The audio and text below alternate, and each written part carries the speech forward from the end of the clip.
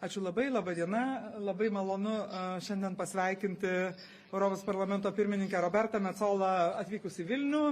Ir pirmiausia, labai džiaugiuosi, kad pirmininkė atvyko ne šiaip savo, o pirmininkė atvyko mums labai svarbiamis dienomis. Rytoj taip pat dalyvaus parlamento iškilmingame posėdėje, kuriame bus Laisvės gynėjų dienos minėjimas ir kuriame be kita ko bus įteikta Laisvės premija, kuri Seimo sprendimu šiais metais yra skirta būtent Europos parlamentui. Ir su to labai sveikinu ir pačią pirmininkę, ir Europos parlamentą, ir manau, kad tai yra labai pelnytas apdovanojimas. Tai yra dienos, kada mes visi prisimename žmonės, kurie savo asmeniniu pavyzdžiu parodė, kad laisvė yra tai, už ką reikia kasdien kovoti, ir kad už laisvę ir žmogaus orumą mokama kaina niekada nėra per didelė. Ta mes prisimename šiandien, kai prisimename tuos žmonės, kurie žuvo sausio 13-ąją, bet taip pat galvodami apie žmonės, kurie šiandien, vakar, rytoj, kiekvieną dieną tai įrodo, kovodami už Ukrainos laisvę ir teritorinį vientisumą. 2023 metai buvo išskirtiniai ES ir tuo pačiu Lietuvai kaip ES nariai. Mes nuosekliai rėmėme Ukrainą, jos kovoje už mūsų bendras vertybės ir už laisvę. Pagreitį įgijo ES plėtros procesas, už kurį Lietuva labai ilgai kovojo. Ir buvo nuspręsta metų pabaigoje pradėti pagaliau dėrybas su Ukraina ir Moldova dėl jų narystės ES. Aš drįstu teikti, kad tiek Lietuva, tiek ir visa Europa ir ES sustiprėjo ekonomiškai, energetiškai, suvokėme grėsmes, suvokėme būtinybę ir ėmėmės reikiamų veiksmų, stiprindami savo ilgalaikį atsparumą, energetinę nepriklausomybę. Labai džiaugiuosi, kad buvo rasti politiniai sutarimai dėl teisės aktų, kurie yra būtini atsakant į migracijos ir priešiškų valstybių vykdomo neteisėtos migracijos instrumentalizavimo keliamus iššūkius.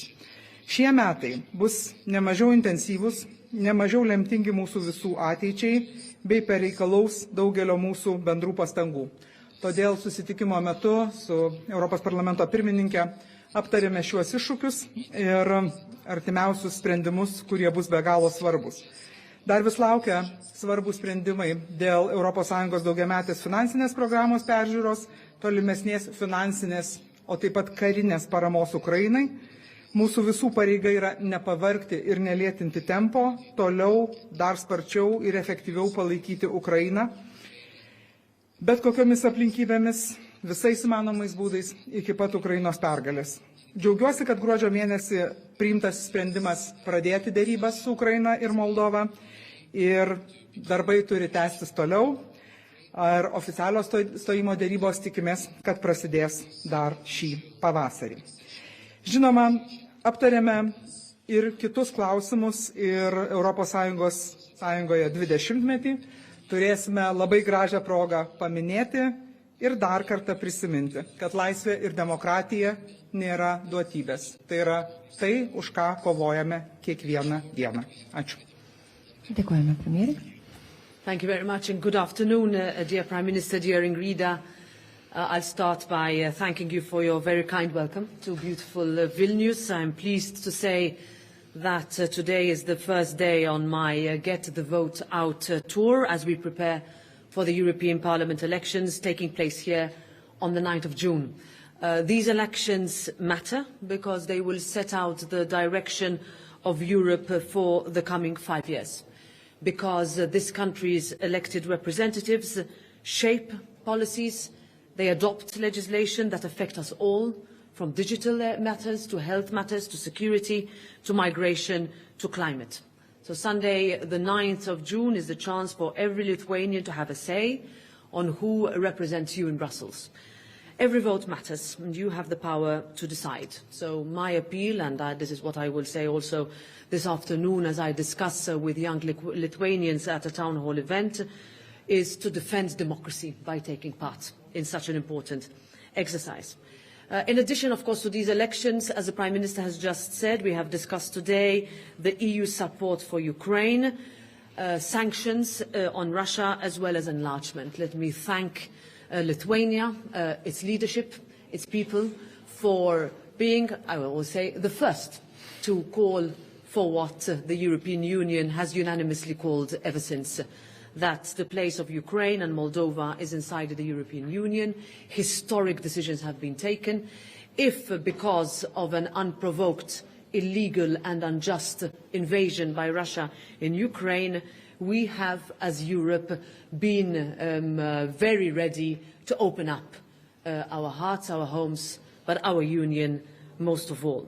So looking forward, Ukraine, Europe will not, this is the position that I carry for the European Parliament, waver on its support to Ukraine, whether it's financial, whether it's political, whether it's military support, because Ukraine is not only fighting for its own territory, but as now an EU candidate country, it is also fighting for our European values and, so importantly, our collective security. So Europe must continue to show unity and solidarity, and that is what we look forward to. And that means that on the 1st of February this year, at the Special European Council, we must also find an agreement at the EU level on the continuation of our financial support.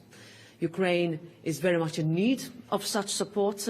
With such, as we call it, Ukraine facility, we invest in Ukraine's recovery, in its reconstruction, and its modernization. And I continue to be confident and hopeful that an agreement can be found.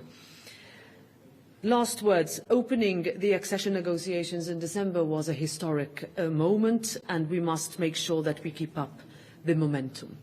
And as we look back at 20 years of Lithuanian membership in the European Union, historic milestone, as we celebrate today the defenders of this country, this is where we realize the geopolitical, strategic and future-oriented investment of such historic events. And this is something that we will continue to work for, and I look forward to any questions and all the work that I will do with my colleagues, current and future members of the European Parliament from Lithuania. Dėkojame, galimybę užduoti klausimus. Labas vakaras, Augustas Stankevičius, BNS naujienų agentūra. Aš turiu klausimą abiems dalykams. Šiomis dienomis, kaip premjerė ir minėjo, Lietuvoje minimos Rusijos agresijos aukos. Tuo metu Ukrainoje ta Rusijos agresija tęsiasi jau bene 2 metus. Ir nepaisant to, ką jūs sakėt, jog parama Ukrainai išlieka stipri, vis dėlto pasigirsta balsų, tiek ir sprendžiant dėl derybų pradžios, tiek ir dėl tolesnio finansavimo.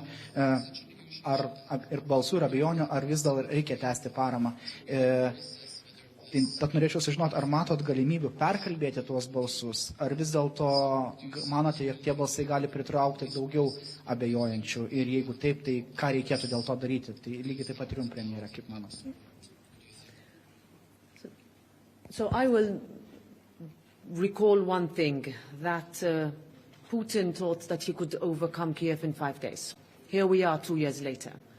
12 packages of sanctions adopted by all member states, unprecedented strength and unity by the European Union in the face of an unprecedented aggression. One that is on our continent, where we have racked up solidarity. If anybody had asked me 2 years ago, I was elected 2 years ago, a few weeks before the Russian invasion, whether we would be today discussing already the opening of accession negotiations and proceeding with such with Ukraine, I would not have believed that that would be where we are. So my confidence and my hope is based on the success we have had so far in overcoming challenges, differences, different positions of member states, but one where we somehow have found a way. Will it be easy? Absolutely not. Will it become ever more difficult? We are looking at the possibility of having extreme differences in governmental or administration scenarios in other countries, other democracies around the world, and that is one that we need to be prepared for. So I look first at the next few weeks where it is essential that we find an agreement. If it's not, we would leave Ukraine alone. If we leave Ukraine alone, then we would all be responsible for what could possibly then come to happen on our continent. We talk a lot also at a European level what is meant by peace on our continent. We are now currently facing two wars, one in our immediate neighborhood, one in our vicinity. Here we need to talk about peace with dignity, peace with justice, and peace with accountability. And I think on that all member states continue to be on the same track, together with the United Kingdom, together with the United States, our G7 partners, and that is what I will continue to cling on for, because any other option cannot be one, and we have no choice. Aš visiškai pritarčiau tam, ką pasakė miela Roberta, bet pridurčiau tik tai tiek, kad ES yra, čia klišė tokia turbūt, bet labai unikalus darinys. Ne? Ir daug sprendimų ES turi būti priimama vienbalsiai ir tai nėra mažai dalyvių aplink stalą, kurie turi dėl sprendimo sutarti. Tas kartais reiškia, kad reikia ilgai dėrėtis. Kartais reiškia, kad pasiektas sutarimas nebūtinai yra idealus, kartais reiškia, kad kažkam reikia išeiti gerti kavos, įvairius dalykus tai gali reikšti, bet dienų gale visi sprendimai vis dėlto yra priimami ir aš taip pat manau, kad nepaisant kažkokių vidaus politikos diskusijų, kur kartais šitie debatai tampa vidaus politikos tam tikrų įkaitų atskirose šalyse ir dėl to yra labai gaila. Šiaip tokio nesutarimo dėl pasiekmių, jeigu sprendimai nebus priimami laiku, man atrodo, yra pakankamai akivaizdžiai suprantami visų, net jeigu kartais viešumoje retorika šiek tiek ir skiriasi. Dėkojame dalyvavusiems, linkime gražios dienos. Thank you.